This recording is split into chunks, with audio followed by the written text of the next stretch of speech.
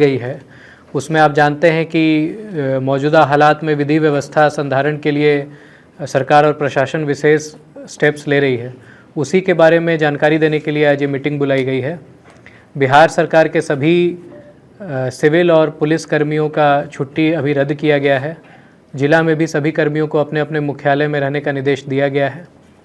इसके साथ ही कुछ एहतियात के निर्देश दिए गए हैं। अभी जस्ट हम लोगों ने सभी BDO, CO, थाना प्रभारी, SDO, SDPO को निर्देश दिया है, जिसमें सबसे पहला है कि ज़िले में जितने होटल हैं और लॉज हैं उसमें ID कार्ड पहले भी लोग लेते रहे हैं होटल और लॉज में रुकने वालों का, लेकिन अब एकदम कंपलसरी है कि जो लोग भी होटल या लॉज में रुकेंगे उनका फ़ोटो ID कार्ड लेना है और उसका मिलान कर लेना है रुकने वाले से।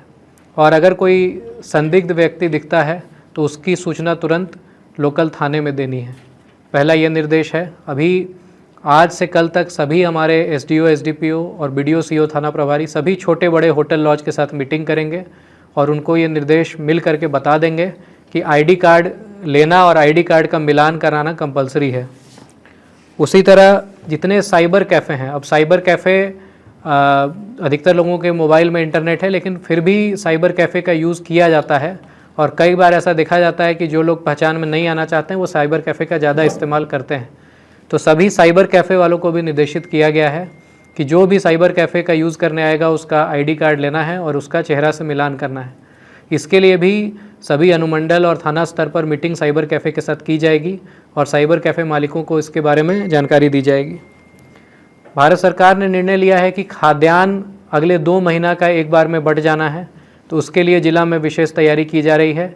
एक साथ ही अगले 2 महीना का खाद्यान्न सभी लाभुकों को दिया जाएगा। उसके लिए ट्रांसपोर्टिंग और सारा अरेंजमेंट किया जा रहा है।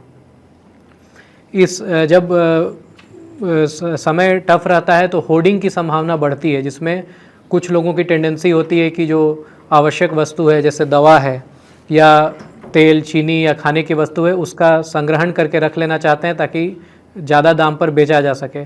तो इसके लिए विशेष टास्क फोर्स सभी अनुमंडल पदाधिकारी द्वारा बनाया जा रहा है और सभी ज़िले के बड़े होलसेल डीलरों के साथ बैठक भी की जाएगी, जिसमें उनको बता दिया जाएगा कि अगर कहीं भी ऐसी संभावना दिखती है कि कोई दुकानदार या कोई ऐसा व्यक्ति है जो बहुत ज़्यादा मात्रा में कोई चीज़ खरीद रहा है तो उस पर हम लोग विशेष नज़र रखेंगे और उस पर कड़ी कार्रवाई भी की जाएगी। इसके साथ साथ जितने हमारे अग्निशाम के वाहन हैं उनका भी डिप्लॉयमेंट पूरे ज़िले में कर दिया गया है। ज़िले में विभिन्न थानों में, अनुमंडल में सभी वाहनों को रखा गया है और उनके ड्राइवर का नंबर SDOs के पास है। सभी ड्राइवर को एक्टिव करके रखा गया है ताकि अगर कहीं कोई ज़रूरत पड़ती है तो तुरंत उसमें रिस्पॉन्ड किया जा सके। बाकी कहीं कोई पैनिक की स्थिति नहीं है। ये सभी जो स्टेप्स लिए जा रहे हैं एहतियात के तौर पर लिए जा रहे हैं, कहीं कोई पैनिक की आवश्यकता नहीं है।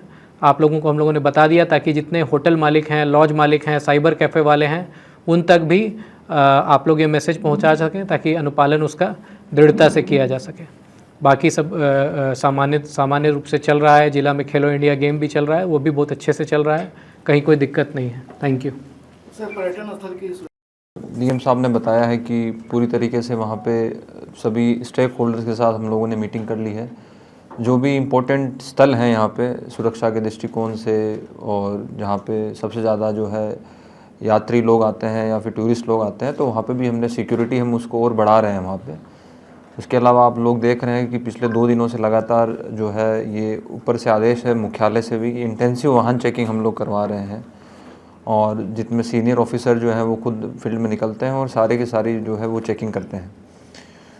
जो ब्लैक होर्डिंग जो करते हैं, कालाबाजारी भी करते हैं, तो उसमें भी स्पष्ट निर्देश जो है आपको पहले से दे दिया है और उसमें जो भी इस तरीके से करेगा तो उसमें जो FIR दर्ज होके जो उन सभी पे जो है कार्रवाई वो पूर्व से भी होती आ रही है और उसमें जो है फिर हम उसमें इंटेंसिव कार्रवाई हम लोग करेंगे। तो सभी को इंस्ट्रक्शन क्लियर है। सोशल मीडिया पे भी लगातार हमारा जो मॉनिटरिंग यूनिट है उसको देख रही है।